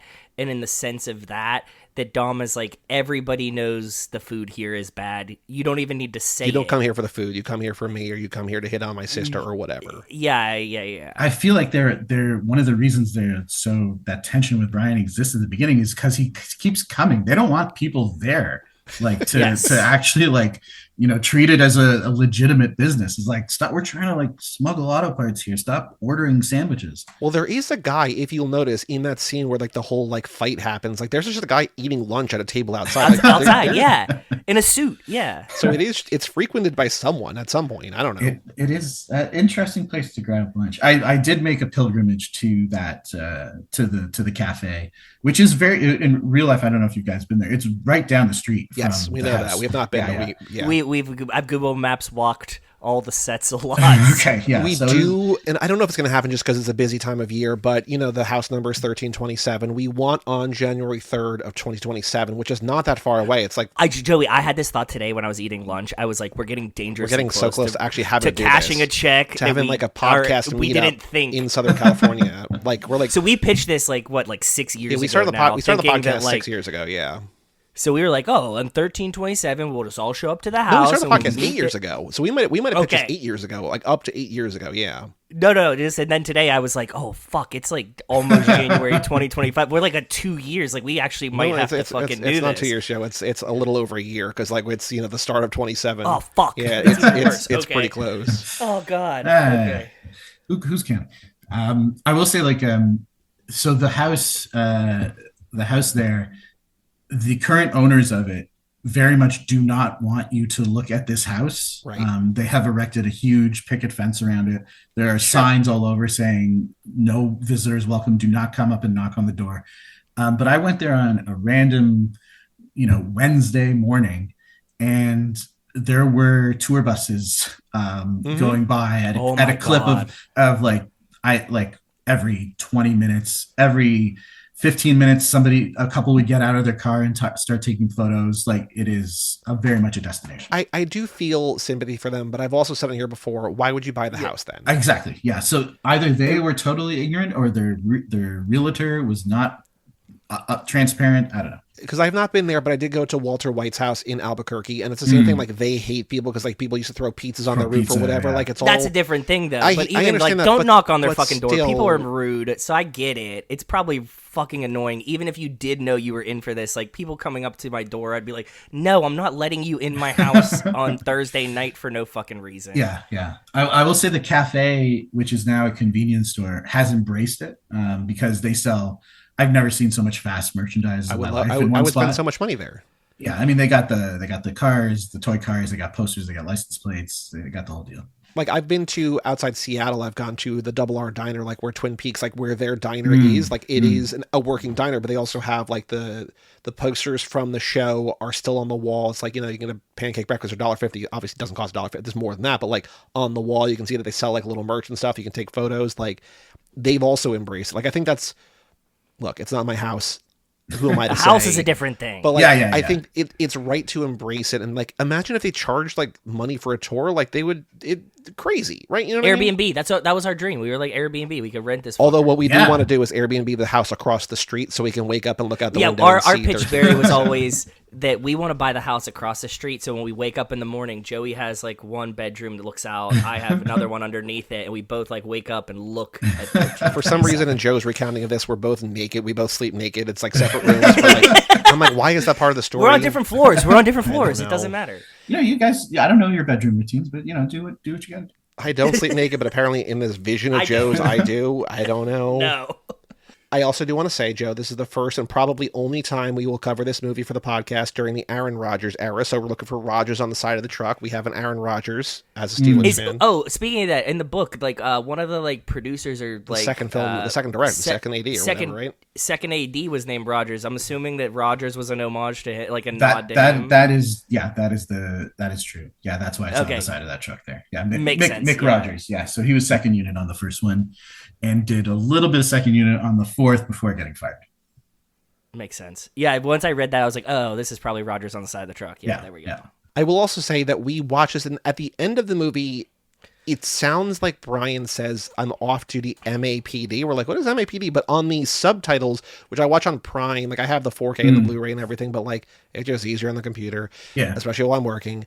And like on the subtitles on Prime, but the copy that I redeemed, I don't know whose subtitles these are, it says LAPD. So we heard MAPD, and in the minute document, we're like, MAPD question mark? But like the subtitles say LAPD, but We need to see what the cop cars say. Do they say Metro Area Police Department? Because sometimes they do that instead of like LA. You know what I mean? Yeah. I have to go back. I have no idea. Yeah. I'm also bummed that, like when Mia gives the cell phone number, she's like 323-555. I'm like, come on, guys, like do something more realistic. Like, I don't know. It always like I've heard people give real like non 555s in movies. Like there's a way to do it, and so whenever it comes up in a movie or TV, it just immediately snaps me up. Yeah, if it starts with a 1 or a 0, it can't be a real number. So I think that might be a way to people get around it. But even those feel fake. I don't know. Or just like buy a number, right? Like you could buy a number for the Google production. Voice. Yeah, Google like, Voice. Get a burner phone or something, and then use that number. Mm-hmm. Yeah. That's all the notes that I took. I took a bunch of notes, but I weave them in. Barry, is there other things about the first movie? We'd love to have you back if you want to join us for, the paperback re-release of this thing. We have more to talk about in this episode, but is there other stuff about this first movie specifically you want to cover, things about that you love, that you hate? Because I have some questions from a listener who wrote in about the cover of your book that I'm going to ask about the cover. But anything else you want to talk about specifically for the first movie?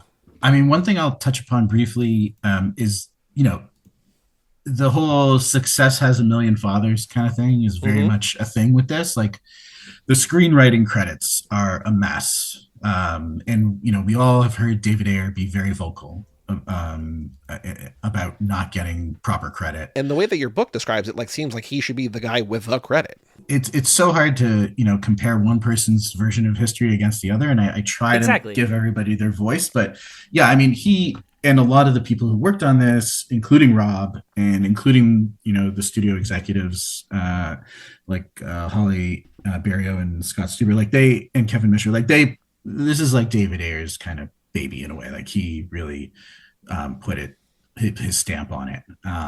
And it's kind of wild to think about that for everything that Gary Scott Thompson did, his name is still on it and still getting who knows how much money. Probably not not an exorbitant amount, but some money. Yeah, some money. This thing keeps on going.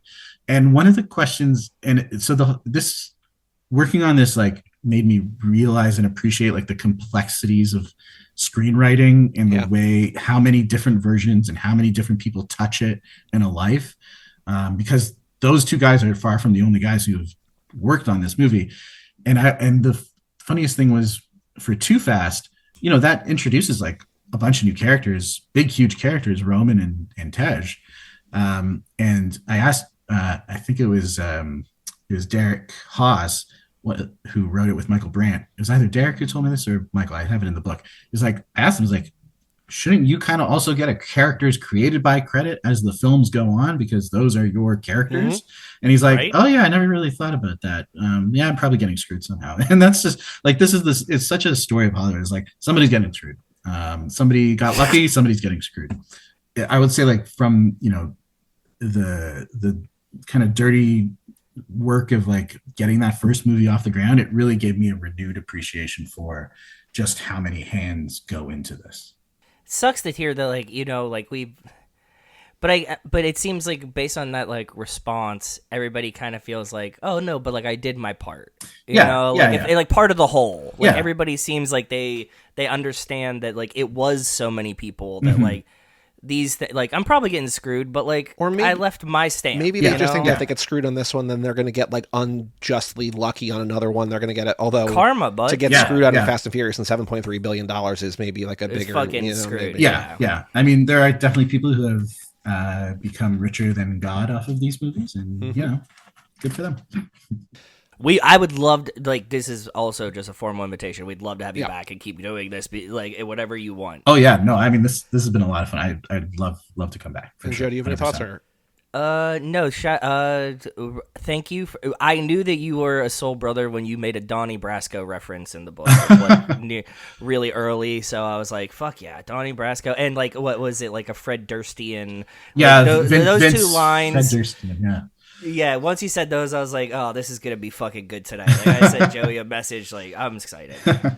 Okay, so questions about the book cover, and then we're gonna play one game, and then we will let you go. Cool. Our listener Jackie Jones heard that you were gonna be on the show. They looked up the cover. They said the cover is fire. I'm very excited for the book. Hopefully, this email gets to you before you have the author on, well in advance. Question number 1: What is up with the motorcycle? So at the top of the cover, there is a motorcycle between two cars. Motorcycles are not really big in the franchise, except for maybe Johnny Tran's gang. So, Barry, what's up with the motorcycle? So when the illustration first came in from illustrator Tim McDonough, who's amazing, I also questioned the motorcycle until I realized that's the motorcycle Letty drives in 10. 8? Oh, 10. Okay. 10. Yeah. You know, where Makes a lot of sense. She's doing that flip in Rome. Yeah, which is like a trick apparently only one stunt driver in the world can actually do. And yeah, so I kind of questioned, was like, well, yeah, it's not a motorcycle movie, and kind of get it, but I like the kind of variety that it brought. And like he did such an amazing job that I wasn't gonna really start like nitpicking or anything like that. Amen. So yeah. So that is to answer the question. There is also the motorcycle she drives at the beginning of 8 and Keep in Mind when she's like doing. There you go, where she's controlling traffic. She's a cyclist. Yeah. Yeah. And I mean the franchise is kind of it is leaned into motorcycle with her, and you know Dante rides one, of course, in 10 as well. So. Two other smaller details, and this might just be artistic rendering, but I also wonder if you had questions. Jackie's wondering about Mia next to Brian, and if you think that's a good representation of Jordana Brewster. Fair question. It that one's taken from like basically one of the poster designs. I forget which one. I agree. Not necessarily the most accurate, but again, it's such a powerful cover that I love the cover. Yeah, the cover's very cool. I think these are small, I absolutely love nitpicky it. details. Also, these are. And had not read the book, and so of course, yeah. I mean, I'm not going to say like I love this cover. I think it's fantastic. I hear the point about Mia. It's a point I had thought about as well. There was a lot of conversation about whose faces were going to be on there. Oh, okay. I was like, who was I? I was like, maybe Charlize should be there, but no, she's not until like a later player. There was a lot of ins and outs and who's there and who's not and who gets prominent and whatever. So, much like a real movie poster, all the negotiations and discussions, millions of hours, hundreds of hours that are spent into that.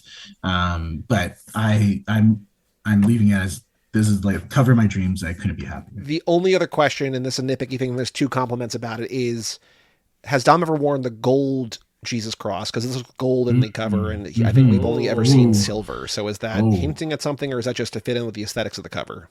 That's just that's a purely aesthetic decision, cool. Which I didn't even clock until just now. So, so just quickly go to every bookstore and just take a little silver cover. Yeah. I mean, I do have like there is a part of one of the bonus chapters where I do the whole history of the cross, which has its own, very convoluted backstory. So I've thought a lot about the cross, but you're right. It is a silver cross. We spent a whole chapter just tracking it. Yeah, a whole lap. Sorry, not chapter. Yeah, well, I said chapter. No, that's what I did. Yeah. And then Jackie closes by saying, "For real, I want a movie-sized poster printed this cover, though. I love it, but with even more characters. Yes. I also want to mess around with the clankers to make a Star Wars Empire Strikes Back style version of Fast and Furious." Yeah, perfect. Well, thank you, Jackie. Yes. Okay, the final thing to do before we let you go is to find out which Fast and Furious character you are based on our Fast and Furious character quiz. So when we started the show, we found like a J14 BuzzFeed style quiz that was fine, but we're like, we can make a better one. Okay. So we have 7 multiple choice questions. Every question has 6 answers. How many possible characters? There are about 25, I think. We need to add more. We have up through Hobbs and Shaw. We did not add for 9 or 10 just because we need to add a Dante and stuff. We need to add Dante. Okay. Jacob, we need to have those. But we have 25 different possibilities. There's no wrong answers, but here we are. Barry, are you ready to begin? I've never been more ready. Let's do it. Thank you. Question number 1, how fast are you? NASCAR, roller coaster, Lamborghini Murcielago, Toyota Prius, Vespa, or Razor scooter? I think I'm a Prius. I'm a Prius. Yeah. Question number 2, you know it's coming, even though they said we've seen cars be fast, but can we see them be furious? Barry, how furious are you? The Hulk, Kylo Ren, Christian Bale on that one movie set that one time, Mel Gibson, Charlie Brown, or Jack McBrayer? I think I can be Christian Bale. I can. Yeah. Barry, we're having a barbecue. How are you helping? Are you on the grill? Are you saying grace? Are you kicking back with a beer? Are you babysitting? Are you being the entertainment? Or are you sneaking a snack? Oh, I'm on the grill. 100%. Fuck yeah. You've got time to kill. What are you doing? Are you grabbing a bite, working on your car, which we know based on like every third sentence in your book is not that answer. Hanging with friends, drinking a beer, working out, or doing some work on your computer. I'm probably having a beer. Okay. Describe your wedding. I'm never getting married. It's just me and my partner. It's us and our families. It's a backyard country affair. Everyone I know is there. I don't remember. Just me and my family. Okay. Me and our families. Yeah. Yep. Congratulations. You just won the lottery. What are you buying? Your own garage, a private plane. I'm gambling it all away. My childhood home, a fleet of cars, or a new life. Private plane. Okay. It's Roman bitches. This and final to decide it all. You've gone back and forth between a couple characters. What is your drink of choice? Belgian ale, Corona, something fruity, water, whatever's cheapest, or Joe's going to the bar. Just get me one of whatever you're having. It's Corona. No question. You are. How do we have this character? Hold on. Oh, It one was we might not have had. Two. Barry. Yeah. You the first? We've never had this character before. Oh my gosh. This is a monumentous day. We have 25 characters. We get a lot. Obviously, you can feel that we get a lot of similar. We waited so like something like 12% of answers go to Dom. Like it's like Dom is heavy. You were almost Dom. You were almost Brian. You were almost Mr. Nobody. But we have never had before now a character you said you have grown to like and appreciate more. You're Owen Shaw. Oh wow. You have a bit of a devilish side, and you fully embrace it. Sometimes life requires taking a shortcut or doing something a bit underhanded, but rules are made to be broken, so why not enjoy yourself when you're breaking them? When it comes to family, almost no one makes the cut. To you, most people are just tools to be used and then discarded. Unfortunately, this can sometimes make you a target, but you wouldn't put yourself in a position you can't handle, so you say, bring it on, and you drive like the wind blows. I love it. Perfect. We've never heard that one. That was a monumentous time. We've never heard that. I like to make history here. And now my wife is going to be very impressed with that answer as well. So it's win-win. Barry, you are the 76th person to take the quiz, and we've never had an Owen Shaw. Amazing. So congratulations and thank you. And thank you for being here. Please let people know so much. where to find your book, where to find you online, where's the best place to buy it? Where can I personally get an autographed copy? And where do you make the most money if people buy it from? Yes, please. Honestly, buy it from any retailer you feel comfortable buying it from. It's all handled by the publisher, whether that's Amazon, whether that's Barnes & Noble. I just recorded the audiobook version of it, so it'll be Is it you? It is me. It is me. Awesome. Yeah. Very so cool. That'll be do fun. Voices? Like do you mumble as Vin? I initially tried, and then I was like, there's so many voices here, I can't possibly keep it up. Amen. So yeah. So it's on Audible. It's on anywhere you get your audiobook, your ebook, whether that's a local independent retailer. I'm happy. Just buy the book. It's available for pre-order now. It will get to you on November 25th, or you can go to a store and pick it up. I am doing a launch event up here in Toronto on November the 25th at one of our local theaters. If anybody's listening is Toronto-based or wants to drive a long way, or maybe a short way. And then on November 28th, which is the Friday, I'm going to be hosting a screening of the first film at that same theater, which is our Hot Docs Cinema in downtown Toronto, and doing an intro and signing books. And I hope to have some kind of appearances or events in LA or New York. Very cool. I'm still working out the details of that. Well, if you come to New York, please, sure, when you come to New York, yes, you guys will be the first one to know. For and sure. Joe, Thank I you. can think of no better way for you and Rachel to spend your 10-year anniversary on Black Friday than to by going to Toronto to watch the first movie in a theater. I know. With Barry. I know. I'll be there. And Barry, are you on social media anywhere? Or are you I am everywhere. I am on Twitter /X at Hertz. We don't acknowledge the new name. Okay, good. Me neither. We only dead name. Okay, We only okay. dead name Dead name Twitter. Twitter. I'm on the pre-Elon Twitter at Hertz Barry. So HertzBarry. I am on the Blue Sky at the same address, Hertz Barry. I'm on Instagram, just I think it's just Barry Hertz. I don't think anybody took that from me. Yeah, just Barry Hertz. I'm on Facebook. I'm not on the TikTok yet, but yeah, neither am I. strange. Okay. Who knows? Stranger things can happen. And for the real, administrative folks looking out here, I'm on LinkedIn too. Come connect with me. I will. That's and awesome. if you and I, my day job is as the chief film critic for the Globe and Mail. So if you go to theglobeandmail.com and search my name, or you just search Barry Hertz and the Globe and Mail, you will find my author page. And I am writing several times a week. All my articles are up there, and you can find me there. Very, very cool. Well, thank you so much once again for being here. Thank you. Seriously, thank you, guys. Joe, our next episode is Life in the Fast Lane. Important note, not really, the listeners, is that we're not doing a Tokyo Drift Minute on that because we have so much Vinstagram to cover. So we are not going to cover Tokyo Drift Minute. We're just going to... Oh, that was my one thing I wanted to say, Barry. Yeah. Barry calls it the fast verse, and we've gone with fast-averse. We added in the middle. Okay, yeah. Saying. Okay, I get it. So we're gonna workshop this and see if we... Mm-hmm. Yeah. Fair enough.